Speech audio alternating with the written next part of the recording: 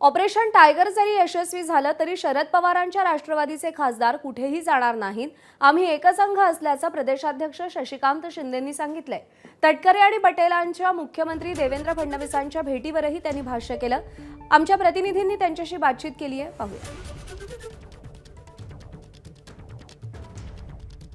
प्रदेशाध्यक्ष शशिकांत शिंदे साहेब, स्वागत आहे एबीपी माझा मते. सुनील तटकरे यांनी अखेर दोन्ही राष्ट्रवादीचं विलिनीकरणासंदर्भात दादांसोबत चर्चा झाल्याचं मान्य केलेलं आहे. काय सांगाल?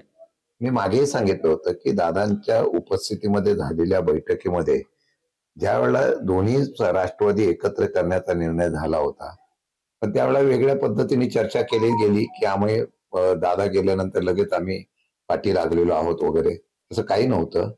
आता का होणार, सुनील तटकरे यांनी मान्य केलंय. ऑपरेशन टायगर नंतर राष्ट्रवादीची काय भूमिका राहिलेली आहे खासदारांसंदर्भात?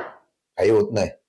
ऑपरेशन टायगर जरी झालं तरी मला वाटतं की राष्ट्रवादी काँग्रेस पक्षाच्या सुप्रियाताईंनी सांगितलेल्या, पवार साहेबांनी सांगितलं, आमचा एकही खासदार एकही आमदार हा कुठेही विभागला जाणार नाही, कुठेही फुटणार नाही, आम्ही एकसंघ आहोत. सुनील तटकरे यांनी मुख्यमंत्र्यांची भेट घेतली, मात्र या भेटी संदर्भात सुनेत्रा पवार यांना काही कल्पना नव्हती. पक्षाची पॉलिसी डिसिजन असेल तर पक्षाला विचारून, पक्षाच्या नेत्यांना विचारून की एकत्र नेत्यांनी बसून चर्चा करायला गेल्या गोष्ट आहे.